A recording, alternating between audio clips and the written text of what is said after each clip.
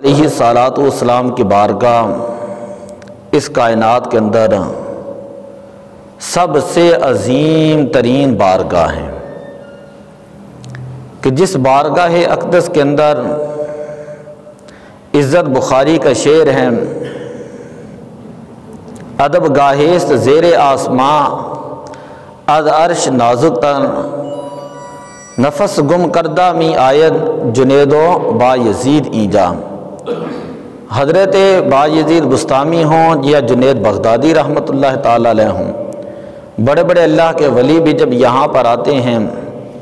تو وہ اپنی سانسیں روک لیتے ہیں اور ادب کے ساتھ یہاں پر حاضری دیتے ہیں۔ حضرت امام مالک رحمۃ اللہ تعالی علیہ آپ نے یہاں پر مدینہ شریف میں روضہ پاک کے پاس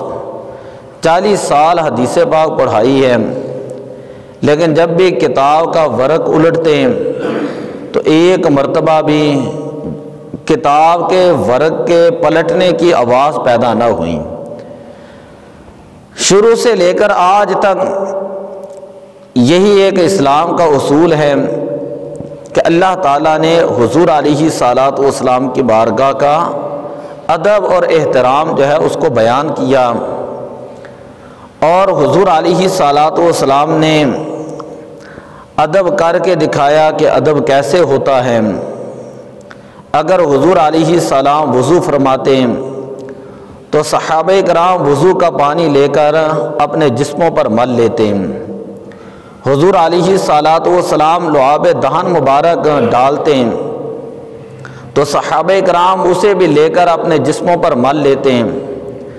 اگر کسی کو لعاب نہ ملتا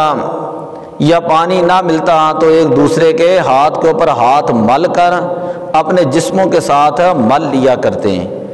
اور حضور علیہ الصلاۃ والسلام جب گفتگو فرماتے ہیں تو صحابہ کرام انتہائی ادب کے ساتھ، انتہائی احترام کے ساتھ، خاموشی کے ساتھ حضور علیہ الصلاۃ والسلام کی گفتگو مبارک سنتے ہیں۔ اگر کسی جگہ پر سمجھ نہ آتی تو صحابہ کرام عرض کرتے رائنا، حالانکہ حضور علیہ الصلاۃ والسلام کے گفتگو کا انداز مبارک یہ تھا کہ آپ ٹھہر ٹھہر کر گفتگو فرماتے ہیں اور لوگوں کی عقلوں کے مطابق گفتگو فرماتے ہیں، اور فرمایا کلم الناس علی قدر عقولہم لا علی عقولکم، کہ لوگوں سے جب بھی بات کرو تو ان کی عقلوں کے مطابق گفتگو کرو، اپنی عقل کے مطابق گفتگو نہ کرو۔ لیکن اس کے باوجود بھی اگر کوئی بات سمجھ میں نہ آتی تو صحابہ کرام رائنا عرض کرتے ہیں۔ اب یہ اس کا مطلب یہ تھا کہ یا رسول اللہ آپ رعایت فرمائیں، آپ اس بات کو مسئلے کو دوبارہ بیان فرما دیں۔ لیکن جو منافقین تھے وہ یہی لفظ ذرا کھینچ کے پڑھتے تھے کہ رائنا، اس کا مطلب جو ہے وہ یہ ہوتا کہ اے ہمارے معاذ اللہ چرواہے۔ حضرت سعد بن معاذ رضی اللہ تعالیٰ عنہ یہودیوں کی زبان سے واقف تھے، حضور علیہ الصلاۃ والسلام کی بارگاہ میں حاضر ہوئے کہ آ کر عرض کریں یا رسول اللہ صحابہ کو یہ لفظ کہنے سے منع فرما دیں، لیکن ان کے آنے سے پہلے ہی اللہ تعالیٰ نے قرآن پاک نازل کر کے فرمایا لا تقولوا رائنا، اے ایمان والو آج کے بعد تم نے رائنا نہیں کہنا، وقولوا انظرنا، اور متبادل لفظ بھی بیان کر دیا کہ یہ کہنا ہے کہ یا رسول اللہ ہمارے اوپر نظر کرم فرمائیں۔ اسی لیے ہم بھی یہ کہتے ہیں یا رسول اللہ انظر حالنا، یا حبیب اللہ اسمع قالنا، اننی فی بحر غم مغرق خذ یدی سہل لنا اشکالنا۔ تو صحابہ کرام کو وہ لفظ جو ہے اللہ تعالیٰ نے منع کر دیا کہ جس لفظ کے ایک پہلو میں ایک توہین کا پہلو پایا جاتا تھا، اگرچہ صحابہ کرام کی نیت کوئی ایسی نہیں تھی، تو اس سے پتہ چلتا ہے کہ حضور علیہ السلام کی بارگاہ کا ادب کتنا ہے اور احترام کتنا ہے۔ آج جس کا دل چاہتا ہے، جو دل چاہتا ہے وہ حضور علیہ السلام کے بارے میں کہہ دیتا ہے، اور یہ یورپ کے لوگ حضور علیہ السلام کی شان کے اندر بے ادبیاں اور گستاخیاں کرتے ہیں، اور ہمارے صلح کلیت جیسے لوگ، نام نہاد لوگ، وہ یہ کہتے ہیں کہ کسی کو کچھ نہیں کہنا چاہیے، کسی کو کوئی برا بھلا نہیں کہنا چاہیے، ان کو معاف کر دینا چاہیے۔ اور دلیل یہ دیتے ہیں کہ نبی پاک صلی اللہ علیہ وسلم نے دشمنوں کے پاؤں میں چادریں بچھائی ہیں، یہ دلیل دیتے ہیں۔ دشمنوں کو اپنے پاس بٹھایا ہے، ان کے ساتھ باتیں کی ہیں، تو اس کا جواب سادہ صحیح ہے، کوئی مشکل جواب نہیں، کہ دنیا کا قاعدہ بھی یہی ہے کہ جو صاحب حق ہوتا ہے وہ ہی ہمیشہ معاف کر سکتا ہے، کسی دوسرے کو معاف کرنے کا اختیار نہیں۔ اگر حضور علیہ الصلوۃ والسلام کی شان کے اندر کوئی شخص بے ادبی کرتا ہے، گستاخی کرتا ہے، تو چاروں اماموں کا متفق فیصلہ یہ ہے کہ وہ شخص جو ہے وہ واجب القتل ہے اور اس کی توبہ بھی قبول نہیں کی جائے گی۔ اگر کوئی شخص یہ کہتا ہے کہ توبہ اللہ قبول کر لیتا ہے تو یہ اس بندے کا اور اللہ کا معاملہ ہوگا، لیکن دنیا کے اندر وہ واجب القتل ہی رہے گا اور اس کو قتل ہی کیا جائے گا۔ اسی لیے حضور علیہ الصلوۃ والسلام کی شان کے اندر کوئی بے ادبی کرتا ہے، گستاخی کرتا ہے، تو آج تک ہم نے یہی دیکھا کہ حضور علیہ السلام کا عمل مبارک کیا تھا۔ جب آپ نے مکہ فتح فرمایا، آپ نے عام معافی کا اعلان کیا اور فرمایا اذهبوا انتم الطلقاء، کہ تم چلے جاؤ، کہ آج کے بعد تم جو ہے وہ آزاد ہو، تمہیں معافی ہے، تمہیں عام معافی کا اعلان ہے، اپنے جو دروازے بند کر لے گا اس کے لیے معافی ہے۔ اسی طرح جو شخص جو ہے معافی مانگنے کے لیے آئے گا اس کے لیے معافی ہے، جو ہتھیار ڈال دے گا اس کے لیے معافی ہے، اور جو ابو سفیان کے گھر میں داخل ہو جائے گا اس کے لیے معافی ہے۔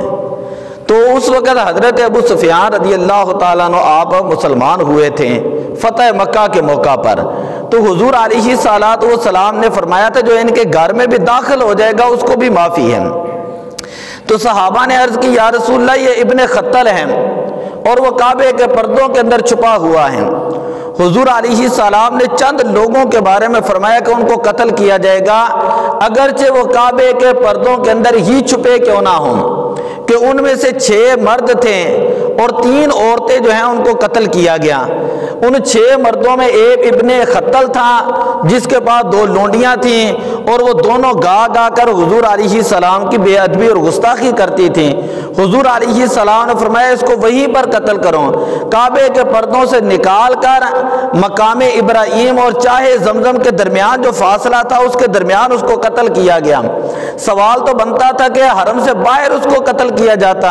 لیکن حضور علیہ السلام اور صحابہ نے یہ بھی برداشت نہ کیا کہ وہ ایک سانس بھی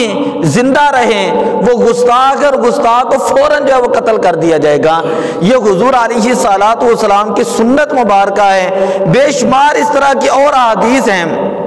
کہ جن کے اندر حضور علیہ الصلوۃ والسلام نے گستاخان کو جو ہے وہ قتل کروایا۔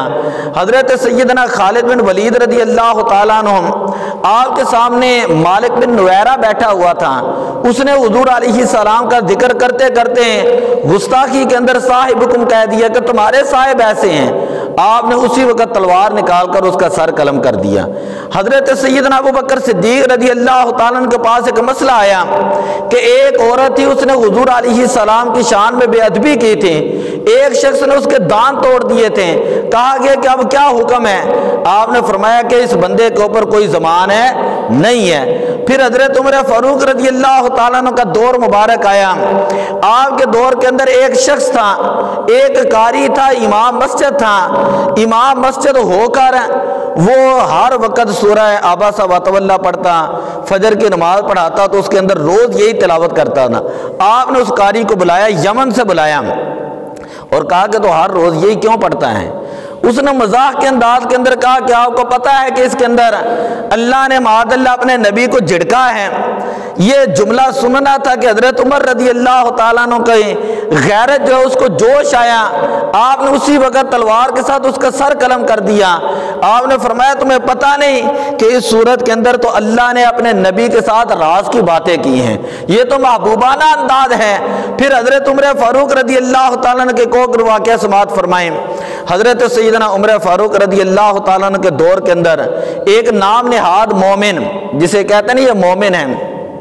نام نہاد مومن تھا، تو اور ایک یہودی کا آپس میں جھگڑا ہوا، حضور علیہ الصلوۃ والسلام نے فیصلہ جو وہ یہودی کے حق میں دے دیا، پانی کا مسئلہ تھا، لیکن جو نام نہاد اپنے آپ کو مومن کہنے والا تھا، جو مومن تھا نہیں، بس اوپر سے کلمہ پڑھتا تھا، اس نے کہا کہ میں یہ فیصلہ نہیں مانتا، اور حضرت سیدنا عمر فاروق رضی اللہ تعالیٰ عنہ کے پاس فیصلہ لے گیا۔ تو حضرت عمر رضی اللہ تعالیٰ فیصلہ سنانے لگے تھے تو یہودی نے کہا کہ مسلمانوں کے نبی نے، آپ کے نبی نے یہ فیصلہ میرے حق میں کر دیا ہے۔ وہ منافق آدمی، وہ نام نہاد مومن آدمی اپنے آپ کو مومن کہنے لگا، دل کے اندر نبی پاک کا بغض رکھنے والا، اس نے جب یہ سنا تو کہنے لگا نہیں یہ تو فیصلہ غلط ہوا۔ حضرت سیدنا عمر فاروق رضی اللہ تعالیٰ عنہ کے اوپر کروڑوں سلام ہوں، اور آپ کی شان اور عظمت کے اوپر جان بھی قربان ہوں، آپ اسی وقت اندر تشریف لے جاتے ہیں، تلوار لاتے ہیں، اور اسی وقت اس نام نہاد مومن کا سر قلم کر دیتے ہیں، اور فرماتے ہیں ہا قضا عمر لمن لم یرضا بقضاء اللہ ورسولہ، جو اللہ کا فیصلہ نہیں مانتا، اللہ کے نبی کا فیصلہ نہیں مانتا، تو اسی طرح عمر فاروق کی تلوار اس کا فیصلہ فرمائے گی۔ سامعین محترم، پھر حضرت سیدنا عثمان غنی رضی اللہ تعالیٰ عنہ جب آپ جو ہیں نبی اکرم صلی اللہ علیہ وسلم کی طرف سے نمائندہ بن کر گئے صلح حدیبیہ کے موقع پر، تو کفار اور مشرکین نے جب آپ کو مکہ کے اندر گرفتار کر لیا اور کہا کہ تم اس دفعہ جو ہے نا خانہ کعبہ کا طواف کر کے واپس چلے جاؤ، حضرت سیدنا عثمان غنی رضی اللہ تعالیٰ عنہ نے فرمایا کہ میں حضور علیہ السلام کے بغیر طواف نہیں کروں گا۔ اس کے بعد دور آتا ہے حضرت علی المرتضیٰ رضی اللہ تعالیٰ عنہ کا۔ حضرت علی المرتضیٰ رضی اللہ تعالیٰ عنہ، یہی صلح حدیبیہ کا موقع تھا، نبی اکرم صلی اللہ علیہ وسلم جو شرائط لکھا رہے تھے، آپ نے جب لکھایا کہ میں محمد رسول اللہ لکھوں، تو وہ کافروں نے اعتراض کیا کہ ہم تو آپ کو نبی نہیں مانتے۔ حضور علیہ السلام نے فرمایا علی یہ مٹا دو، تو اس کی جگہ پر لکھو من محمد عبد اللہ، رسول اللہ کا لفظ جو مٹا دو۔ تو حضرت علی المرتضیٰ رضی اللہ تعالیٰ عنہ پڑھ کر دیکھیں، حدیث کی کتابیں ہیں، حوالہ دینا ہمارا کام ہے، مشکات شریف یہاں پہ پڑھی ہوگی، میں روز درس دیتا ہوں۔ آپ نے عرض کی یا رسول اللہ ہر چیز برداشت کر سکتے ہیں حضرت علی، لیکن آپ کے نام پاک کے اوپر قلم پھیرنا یہ حضرت علی کی غیرت کے خلاف ہے۔ حضرت علی آپ کے نام کے اوپر لا امحو کا ابدا، یا رسول اللہ آپ کا نام حضرت علی نہیں مٹا سکتا، یہ کبھی بھی اس کے اوپر قلم نہیں پھیرا جائے گا، یہ مشرک نہیں مانتے تو نہ مانے، لیکن خط اسی طرح لکھا جائے گا میں محمد رسول اللہ صلی اللہ علیہ وسلم۔ تو یہ صحابہ کرام کا عشق تھا،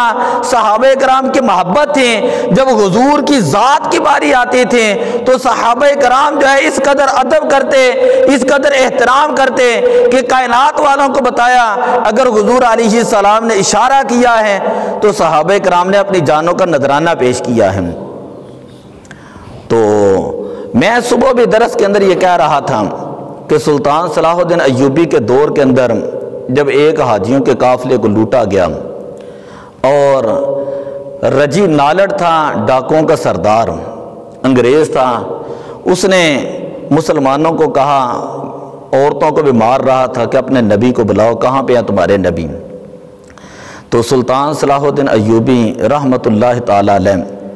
آپ تک جب یہ خبر پہنچی تو آپ نے کہا کہ میں اس وقت تک آرام نہیں کروں گا جب تک کہ میں اپنے ہاتھ کے ساتھ اس کا سر قلم نہ کر لوں۔ سلطان صلاح الدین ایوبی جس نے 90 سال کی عمر میں بیت المقدس فتح کیا ہے، یہ یاد رکھیں، 90 سال کی عمر میں بیت المقدس فتح فرمایا۔ آپ اسی وقت نکلے جب کبھی راستے کے اندر نیند آتی تو جو خیمہ ہوتا اس کی چوب کے ساتھ جو آپ اپنا ماتھا رکھ کر اپنی تھوڑی سی نیند پوری کر لیتے ہیں۔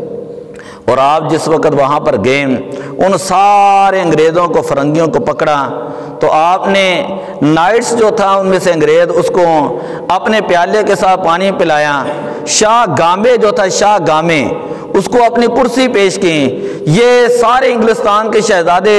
اس طرح ایک لائن کے اندر کھڑے تھے، تو جس وقت رجی نالٹ کی بات آتی ہے تو سلطان صلاح الدین ایوبی فاتح بیت المقدس، اللہ ان کی قبر کے اوپر کروڑوں رحمتیں نازل فرمائے اور امت مسلمہ کے حکمرانوں کو غیرت عطا فرمائے کہ جو ہولیاں تو مناتے ہیں، دیوالیاں تو مناتے ہیں، مندروں کے اوپر جا کر دودھ تو چڑھاتے ہیں، لیکن فلسطینیوں کے حق کے اندر ایک جملہ کہنا بھی گوارا نہیں کرتے۔ آج فلسطین کے معصوم تو چھوٹے چھوٹے بچے جو ہیں وہ آج بھی سلطان صلاح الدین ایوبی جیسے حکمران کو پکار رہے ہیں، جو سلطان صلاح الدین ایوبی کا جانشین ہو، جو حضرت سیدنا عمر فاروق رضی اللہ تعالیٰ عنہ جیسا غیرت مند حکمران ہو اور ان کا جانشین ہو، اور آ کر یہودیوں کے چنگل سے فلسطین کے بچوں کو، ماں کو، عورتوں کو آزاد کرائیں، تو اسی وقت سلطان صلاح الدین ایوبی جو ہے وہ آگے بڑھتا ہے اور آگے بڑھ کر اپنی تلوار کے ذریعے رجی نالٹ کے ٹکڑے ٹکڑے کرتا ہے اور کہتا ہے تو نے مسلمانوں کے نبی کے خلاف بد زبانی کی تھی اور تو نے شراب پی کر ہمارے نبی کے خلاف جو ہے وہ باتیں کی تھی، کہا کہ نبی تو بڑی دور کی بات ہے، اللہ کے نبی نے اپنے غلام کو تیرے لیے بھیج دیا ہے۔ تو آج ضرورت ہے مسلمانوں کو وہاں پر جانے کی، آج ضرورت ہے اس بات کی کہ یہودی جو ہے وہ جس طرح بدمست ہاتھی کی طرح مسلمانوں کے اوپر ظلم و ستم برپا کر رہے ہیں، مسلمان حکمرانوں کو غیرت کا مظاہرہ کرنے چاہیے۔ یہ OIC کے اجلاس، یہ عرب لیگ کے اجلاس اور وہاں پر مذمت کرنا، تو یہ تو ہم جیسا کوئی مولوی کرے گا یا ہم جیسے کوئی سادی عوام مذمت ان کی کرے گی، جن کے پاس روپیہ ہے، پیسہ ہے، طاقت ہے، اختیار ہے، ان کو اپنی طاقت کا مظاہرہ کرنا چاہیے۔ آج تک کبھی ایسا نہیں ہوا، یہ 100 سال نکال کر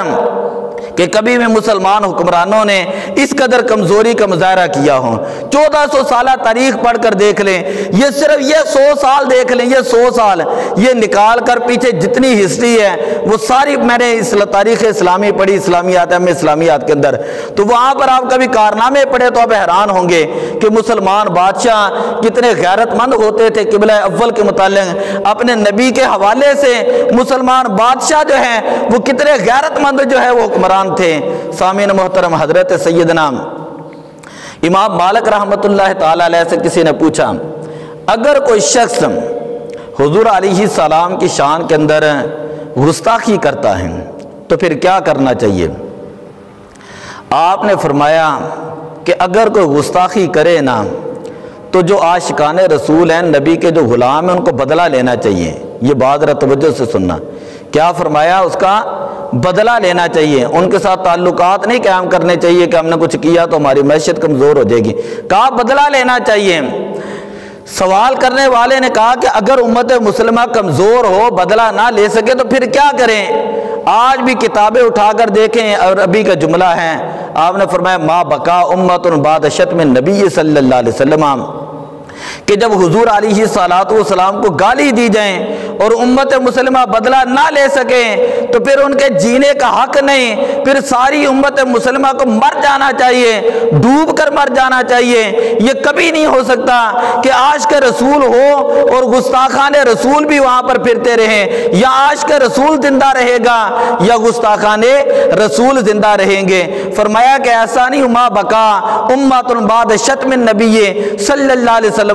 پھر امت کا حق یہ بنتا ہے کہ امت مسلمہ وہاں پر جا کر ان کا بدلہ لیں۔ میں 2 دن پہلے یہاں پہ بات بتا رہا تھا، صدر عارف علوی ہے، ویسے تو یہ لوگ ایسے ایسی چولے مارتے ہیں کہ ممبر رسول کے اوپر بیٹھ کر یقین کرے کہ ان کا نام لینے کو دل نہیں کرتا، جیسے جیسے لوگوں کے کرتوت ہوتے ہیں۔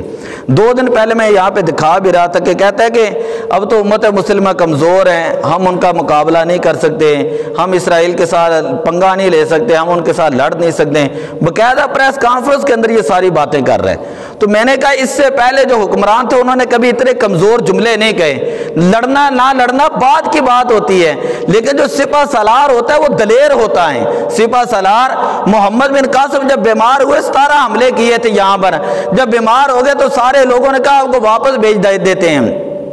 تو تو حضرت محمد بن قاسم فرماتے ہیں کہ میں مر بھی گیا نا تو میری بات یاد رکھنا کہ میری لاش کو اپنے آگے رکھ کر وہاں پہ جانا اور دشمنوں کو خبر نہ دینا میری موت کی، اس لیے کہ اگر دشمنوں کو خبر دی وہ تمہارے اوپر حملہ کر دیں گے، اگر میری لاش بھی تمہارے اندر رہے گی تو میری لاش کی برکت سے بھی اللہ تعالیٰ تمہیں فتح عطا فرمائے گا۔ یہ سلطان ٹیپو سلطان کے بارے میں دیکھ لیں، جب اس کو جو شہید کیا گیا اپنوں کی غداری کی وجہ سے تو 3 دن تک آپ کا جسد مبارک ویسے رہا، اور کوئی انگریز جو ہے نا وہ آپ کے جسم مبارک کی طرف ہاتھ نہیں بڑھاتا تھا۔ وہ کہتے تھے کہ ایسا نہ ہو کہ یہ پھر اٹھ کر جو دوبارہ لڑنا شروع کر دیں۔ یعنی ہمارے جو بزرگ تھے، ہمارے جو حکمران تھے، ان کی زندگی تو زندگی ہے، ان کے وصال کے بعد بھی اتنا اللہ نے ان کو روب دیا تھا، اتنی جلالت ان کو دی تھی، اتنا دبدبا ان کو دیا تھا کہ عالم کفر جو ہے مسلمان بادشاہوں کے نام سن کر کام جایا کرتا تھا۔ آج مسلمان حکمرانوں کو غیرت کا مظاہرہ کرنا چاہیے اور یہ سوچنا چاہیے کہ 1 نہیں 2 نہیں 4 نہیں کہ وہاں پر 20,000 مسلمان اس وقت فلسطین کے اندر شہید ہو چکے ہیں۔ میں نے اس دن درس دیتے ہوئے کہا تھا دنیا کا کون سا قانون ہے جو ہسپتالوں کے اوپر جو بمباری کی اجازت دیتا ہے؟ یہ بڑے اپنے آپ کو لبرل کہتے ہیں، بڑے اپنے آپ کو انگریز اپنے آپ کو حقوق کہتے ہیں کہ انسانوں کے حقوق ہیں، جانوروں کے حقوق ہیں، کتے کے حقوق ہیں، بلی کے حقوق ہیں، تو وہاں پر ان کو بچوں کے حقوق نظر نہیں آ رہے ہیں، وہاں پر ان کو عورتوں کے حقوق نظر نہیں آ رہے ہیں۔ خیر میں بات کر رہا ہوں ختم نبوت کے حوالے سے، ذرا توجہ سے سنیں۔ جس وقت میں نے تاریخ کے اندر یہ پڑھا ہے کہ تحریک ختم نبوت چلی اور مولانا عبدالستار خان نیازی رحمت اللہ تعالی علیہ مجاہد تحریک ختم نبوت، آپ کو گرفتار کیا گیا اور آپ کو پھانسی کا آرڈر کیا گیا، کال کوٹری کے اندر آپ کو رکھا گیا۔ تو جب آپ کو کال کوٹری کے اندر رکھا گیا تو آپ کا یہ جو نالا ہے نا، نالا، یہ نالا بھی نکال لیا گیا۔ پوچھا کیوں نکال رہے ہیں؟ کہا اس لیے کہ کہیں عبدالستار نیازی جو ہے نا اس نالے کے ذریعے خودکشی نہ کر لیں۔ تو مولانا عبدالستار نیازی بڑے غیرت مند آدمی تھے، آپ نے کہا کہ بھئی بات یہ ہے، یہ تو مجھے آرڈر ملے ہیں حضور علیہ الصلوۃ والسلام کی ختم نبوت کا دفاع کرتے ہوئے، ایسی تو 1000 موتیں بھی ہوں تو ان کو بھی میں چوم کر گلے سے لگاؤں گا، ایسی 1000 موتیں بھی ہوں تو ان کو بھی چوم کر میں گلے سے لگاؤں گا۔ اسی طرح غازی علم الدین شہید رحمت اللہ تعالی علیہ کے بارے میں آپ نے سنا ہوگا کہ جب آپ کو پھانسی دی جانے لگی تو اس وقت آپ نے پھندے کو چوما اور چوم کر صلاۃ و سلام پڑھ کر اپنے گلے کے اندر ڈالا، اور جس وقت کوئی زیادہ وقت نہیں گزرا ملک ممتاز حسین قادری کو پھانسی دی جانے لگی تو آپ جو اسی وقت پھٹے کے اوپر خود چل کے جاتے ہیں، یہ ساری بعد میں کتابیں لکھی گئی، ان کے اندر چیزیں موجود ہیں۔ اور جس وقت آپ نے کہا میرے منہ کے اوپر کپڑا نہیں ڈالا جائے گا، اور آپ نے اس وقت پھٹے کے اوپر پھانسی کے تختے کے اوپر چڑھ کر آپ نے یہ نعرہ لگایا تھا الصلاۃ والسلام علیک یا رسول اللہ، اور یہ نعرہ لگایا تھا کہ لبیک یا رسول اللہ، کہ یا رسول اللہ آپ کی عزت کی خاطر ملک ممتاز حسین قادری حاضر ہیں۔ اور اسی وقت سپرینٹینڈنٹ کہہ رہے 5 منٹ ابھی باقی ہیں، کہا نہیں مجھے جلدی جانے دو، میں اپنی آنکھوں کے سامنے دیکھ رہا ہوں کہ مر کے پہنچا ہوں یہاں اس دلربا کے واسطے کہ جن کی خاطر میں جا رہا ہوں۔ اللہ کے نبی استقبال کے لیے میرے سامنے کھڑے ہیں، اللہ کے نبی استقبال کے لیے میرے سامنے کھڑے ہیں۔ اور اسی وقت اسی لیے ہم سنی یہ کہتے ہیں کہ میں وہ سنی ہوں جمیل قادری مرنے کے بعد میرا لاشا بھی کہے گا الصلاۃ والسلام، میرا لاشا بھی کہے گا الصلاۃ والسلام، کروں تیرے نام پہ جاں فدا، نہ بس ایک جاں 2 جہاں فدا، 2 جہاں سے بھی نہیں، جی برا کروں کیا کروڑوں جہاں نہیں۔ یہ مسلمانوں کا عقیدہ ہے، مسلمان ہر چیز برداشت کر لیتا ہے لیکن اپنے نبی کی طرف اٹھنے والی انگلی یہ مسلمان برداشت نہیں کرتا، کیونکہ ہمیں جتنا بھی مسلمان نے کئی مرتبہ یہاں پہ بات کی، جتنا بھی گناہ گار کیوں نہ ہو نبی پاک کا امتی، اس کی زبان کے اوپر ایک ہی جملہ ہوتا ہے۔ پچھلے جمعے میں نے پتہ نہیں کسی جمعے میں نے بیان کیا کہ جب روزہ پاک پہ گئے، جو جاتے ہیں وہاں سے جو لوگ گزرتے ہیں نا معاہدہ شریف کے سامنے، تو وہ ایک جملہ ضرور کہتے ہیں، جو اکثر لوگ ایک جملہ کہتے ہیں، وہ کہتے ہیں اسألک الشفاعت یا رسول اللہ، اسألک الشفاعت یا رسول اللہ، یا رسول اللہ آپ کی شفاعت کا یہ گناہگار حقدار ہے، یا رسول اللہ نظر کرم کریں، کرم کی ایک نظر ہم پر، خدارا یا رسول اللہ تمہارا ہوں تمہارا ہوں تمہارا یا رسول اللہ۔ تو سامعین محترم 2 منٹ رہ چکے ہیں اور میں آخری ایک بات کرتا ہوں کہ ایک مرتبہ حضرت عیسیٰ علیہ السلام تقریر کر رہے تھے اور آپ نے اپنے حواریوں کو یہ کہا کہ میرے بعد ایک ایسا نبی آنے والا ہے جن کا نام احمد ہوگا، جن کا نام کیا ہوگا؟ احمد ہوگا۔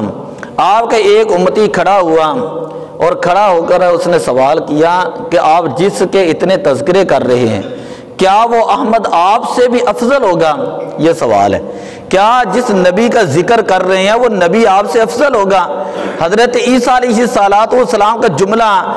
حوالہ دکھانا میرا کام ہے اور تورات کے اندر بھی یہ جملہ موجود ہے۔ آپ نے فرمایا تم افضل ہونے کی بات کرتے ہو، اللہ کی عزت کی قسم ہے وہ نبی اتنے افضل ہیں، اتنی شانوں والے ہیں، اگر اللہ کے نبی عیسیٰ علیہ السلام کو ان کے تسمے بند کرنے کی سعادت مل جائے تو یہ ان کے لیے بڑے مقدر کی بات ہوگی۔ حضرت عیسیٰ علیہ السلام اللہ کی بارگاہ میں دعا کیا کرتے تھے، اے اللہ اپنے اس نبی کا مجھے امتی بنا، اے اللہ مجھے اپنے اس نبی کا امتی بنا۔ اور قرب قیامت جب حضرت عیسیٰ علیہ السلام دنیا کے اندر تشریف لائیں گے تو حضور علیہ السلام کے دین کی تبلیغ کریں گے، خنزیر کو کہیں گے، خنزیر کو قتل کریں گے، دجال کو قتل کریں گے، مقام لد کے اوپر شام کے قریب ہے، دجال کو قتل کریں گے، شراب کو حرام قرار دیں گے اور جو حضور علیہ السلام کی شریعت مطہرہ ہے اس کے مطابق جو وہ اپنی زندگی کو گزاریں گے۔ دعا ہے اللہ تعالیٰ عمل کی توفیق عطا فرمائے۔ وما علیہ الا البلاغ المبین۔